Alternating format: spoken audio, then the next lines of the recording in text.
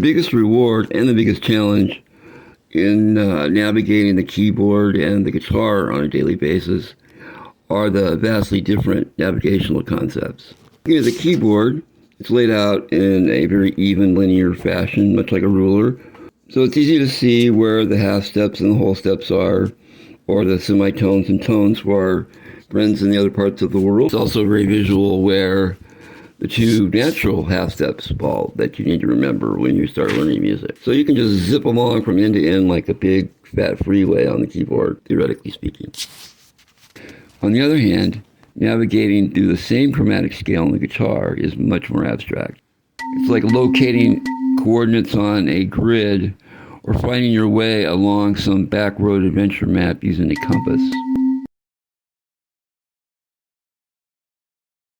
With the guitar in the shown orientation, moving by whole steps and half steps will generally take you in a north and south direction on a given string. Then, since the guitar is tuned mostly in fourths, by the time you travel up 5 frets, or a perfect fourth, you have reached the pitch of the next highest string. And conversely, moving southwest will give us our ascending perfect fifth, our major and minor sixth, and of course, the dreaded Diabolus and Musica. Now this is true except between strings 2 and 3, G and B, which are tuned in a major third. The placement of this major third is one of the reasons that the guitar is as playable as it is. Now, moving northwest will give us our major and minor third. Hello everyone, greetings once again from the Galactic Library Music Room.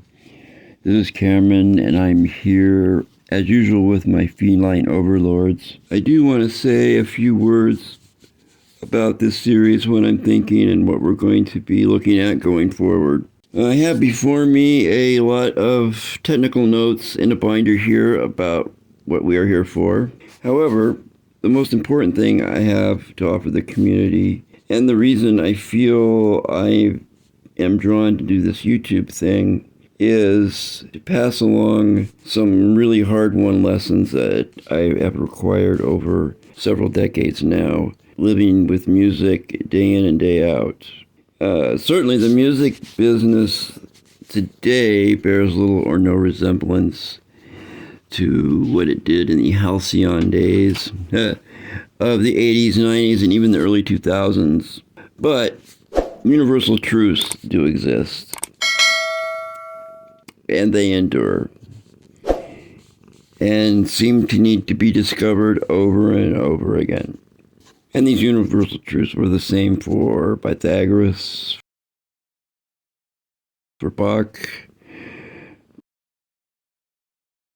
Randy Rhoads, you, me, and any of those who may follow in our footsteps. And here are the ones I think are the most important and why. So you can see that is important. Traveling to the best advice I ever got, and I'm glad I listened to, was, or if we go west, don't ever give up. Down a perfect. And that's easy to say, but it can be profoundly to the east to execute. Will move you up a perfect. I know that it does work, though. If you really want or need down a do something. Fourth. When I decided I wanted to play jazz piano, I joined up the community college jazz band, a couple of sections of that, and then joined another jazz big band, and would just play and study those. If you've ever played in big band, in the rhythm section, you get these big sheets of music folded out, and it's just sheets and sheets of chords and chords and chords. They make long sheets of music. I just read chords on the piano and just sucked at it and sucked at it and sucked at it, and dealt with the humiliation until I didn't suck at it so much. And that's kind of been the story. None of it has come easy, but by not giving up, I seem to have gotten there eventually. And it's taken me a long time to realize that. So hopefully I can pass that along to someone or someone's out there and maybe save them a little time and headache. So that's number one. And number two, Okay, and the second thing is, and this comes from not just me, but luminaries like Jeff Lorber and Chick Corea have all talked about playing with intention. Don't do anything on your instrument without doing it intentionally. I know when I first started hearing recordings of myself playing, and especially jazz, my left hand would just be banging away, bang, bang, bang, on the comping, and it was terrible. So intentionality, be intentional. And the third thing, and I don't know how to rate these, they're all equally important, is it's important to find your own voice. If we're not finding our own voice, what are we doing here? We're this specific combination of DNA, environment, our moment in time, and so forth, and we need to find our voice is the one that's important because it will connect with others if we're authentic. How do you do that? I think Rick Rubin in The Creative Act, when he talked about pay attention to the things that excite you and learn what those are and start riffing on those. I know it goes much deeper than that, but we'll explore that more.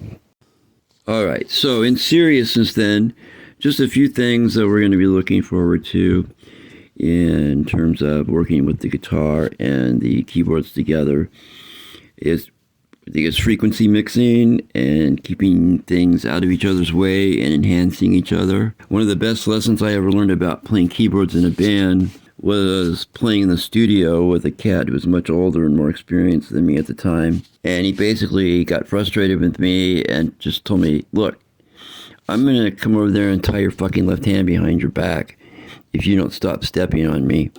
Because, your left hand is right there, can be right there in the guitar's sweet spot. So you got to watch out for that. That's one of many topics we can discuss. Hard-won knowledge. Building harmonies, especially extended chords, the differences and non-differences between those things. Another great topic is cross-pollination between the two instruments for inspiration and guidance in your songwriting and composing. My wish is that we build a supportive community around this channel. So if you have any ideas, topics, thoughts, please let me know in the comments below. And if this video has provided you with any value, perhaps we earn a subscription from you and ring the little bell if you think of it. Ding. All right, thanks for watching. We'll see you next time. This is Cameron and the Feline Overlords from the Galactic Library Music Room, and we're out of here. Peace.